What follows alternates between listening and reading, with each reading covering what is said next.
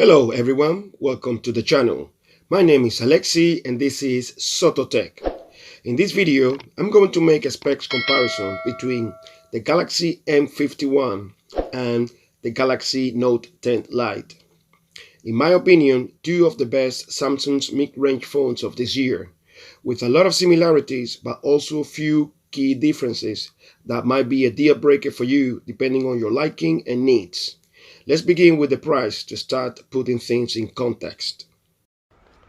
The Galaxy M51 costs £329, euros, dollars, or equivalent in other currencies.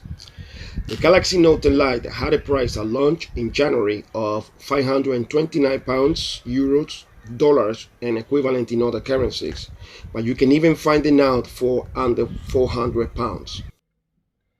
Next, screen size and resolution. They both have a gorgeous 6.7 inches Super AMOLED screen with a resolution of 1080 by 2400 pixels with basically the same PPI density. 393 the M51 and 394 the Galaxy Note 10 Lite. Both screens are really nice and vibrant. I think the M51 might be a little bit brighter, but it's just me, you might see it differently. Unfortunately, both screens have this silly and unnecessary hole punch in the center that I still don't like. The one on the Galaxy M51 is a little bit bigger and I don't really understand why. Dimensions. They both have basically the same dimensions in terms of height and width. The bigger difference comes with the thickness. The Galaxy M51 is 9.5 millimeters thick for the massive battery capacity, and the Galaxy Note 10 Lite is 8.7 millimeters thick.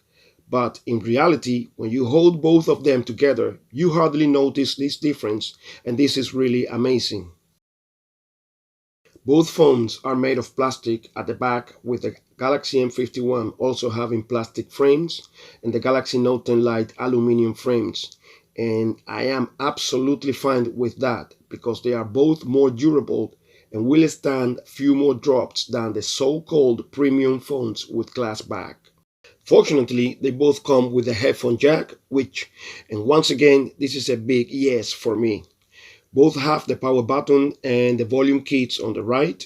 They both come with the USB Type-C charging port here at the bottom, and they both only have the speaker at the bottom, so no stereo sound.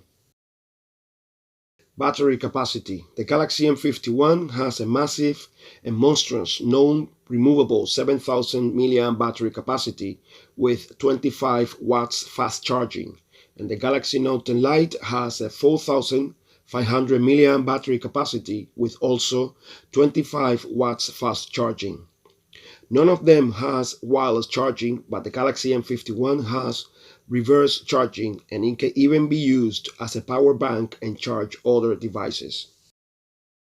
Battery life on the Galaxy Note 10 Lite is very good. With heavy moderate usage, it can get you through the day. Now, the M51 is a beast in this department, hands down. I cannot stress enough how amazing the battery life on this phone is. Easy 2 days or even a little bit more with the exactly same usage. Zero battery anxiety with this phone, and it seems that the more I use it, the longer it lasts. I'm seriously blown away. IP certification. None of them are officially water and dust resistant, so once again, keep them away from liquids just in case. OS updates. They both are on Android 10, but the Galaxy M51 with Samsung One UI 2.1 and the Galaxy Note 10 Lite One UI 2.5. Now, while the Note 10 Lite will have 3 years of always updates guarantee, the M51 belongs to the Samsung's cheapest series, and though apparently it is supposed to get 2 years of always updates, if that happens, you know it's not going to happen straight away, like on Samsung's more expensive flagships. However, it will at least get Android 11 for sure, and probably an update to One UI 2.5 before Android 11. Fingers crossed. However, like I said in my video comparison against the Pixel 4a, I think that Android 10 is so polished with so many nice and useful features that together with Samsung's One UI 2.1 or 2.5, the average consumer will be good to go for the next 2-3 years. I would be more concerned about the monthly security patches, to be honest. Storage. They both come with 128 GB of internal memory and 6 or 8 GB of RAM, depending on the market. They both have microSD card slot to expand the internal memory. Okay, let's now talk about their processors. The Galaxy M51 comes with the Snapdragon 730G and the Galaxy Note 10 Lite with the Exynos 9810, which is a 2 years old processor but still very good and efficient. For day-to-day usage, in terms of using normal apps like messaging, emailing, phone calls, normal games, they perform absolutely fine. All apps open relatively fast and work well. As I said in one of my videos before, I've only had a couple of starters playing Temple Run 2 at the beginning with the Galaxy M51, but it hasn't happened again ever since. But I wouldn't be surprised if it happened again. It's kind of expected. These are really good chips, but you can still have these issues occasionally. Is it the end of the world and something to really worry about? No, of course not. The general performance is absolutely fine.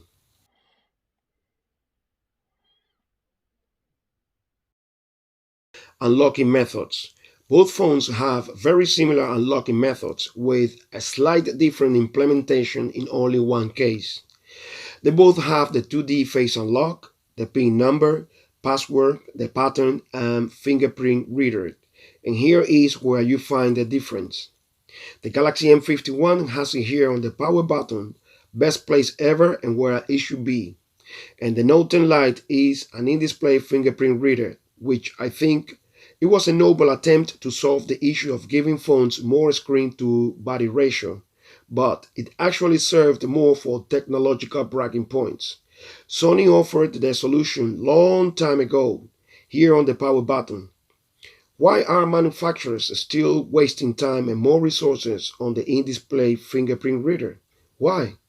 It is far more convenient and cost efficient on the power button. Mobile payments. The Galaxy Note 10 Lite comes with Samsung Pay. Unfortunately, the M51 doesn't come with Samsung Pay like some phones in the A series and Samsung's flagships. Now, the Galaxy Note 10 Lite comes with one of my favorite features you can only find in the Galaxy Note series, and it is the mighty and beloved S Pen, an incredible tool I absolutely love. I won't talk about the features of the S Pen now. You can see some of my previous videos or many others even better explaining everything about it. Okay, let's talk about the cameras.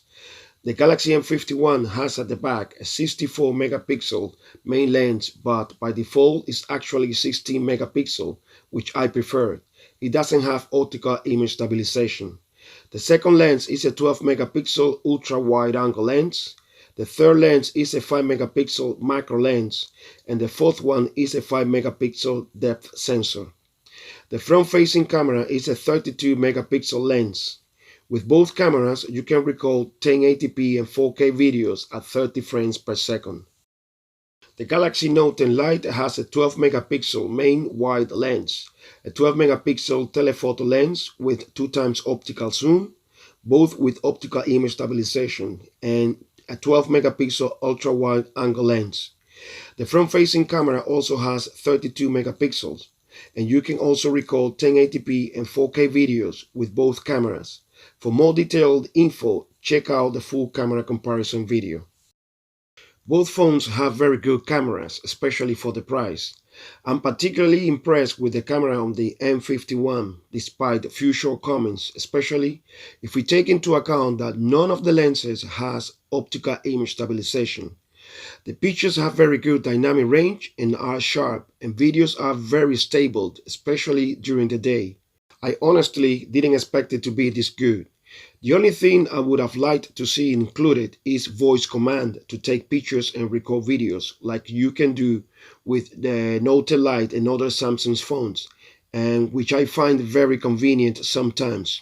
Once again, the M51 has been a pleasant surprise to me.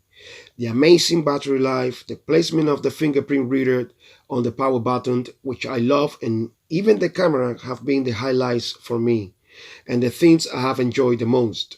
The only main two downsides are that as of now, you cannot install the Good Luck app for better customization and no access to secure folder. However, I recently read that secure folder might come soon to the M31S as part of the One UI 2.5 update. So I'm expecting the same for the M51, plus also good luck. I'm really going to miss this phone when I go back to my Galaxy Note 9 as my main driver. By the way, expect the camera and specs comparison against the Galaxy Note 9 soon. To conclude, which one to buy? Well, if you want a phone with an amazing battery life of 2 days and possibly more, that will give you zero battery anxiety, with also a more convenient fingerprint reader on the power button and an excellent 1080p Super AMOLED screen with a good camera setup, and you are not too concerned about getting 3 OS updates or even 2 because getting Android 11 will be more than enough for you, then the Galaxy M51 is the one. Now, if you're happy with a phone with just a good battery life that can get you through a day, you are okay with a less convenient and reliable in-display fingerprint reader, a phone also with an excellent 1080p Super AMOLED screen with also a very good camera setup with possibly 3 years of OS updates, and with an amazing tool like the S Pen, then the Note 10 Lite is definitely the one to pick. Let me know what you think in the comments down below.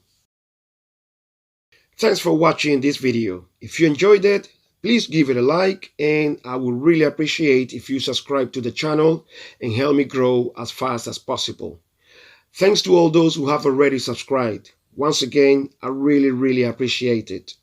Don't forget to hit the bell icon so you get the notifications of future videos. See you in the next one. Hasta la vista.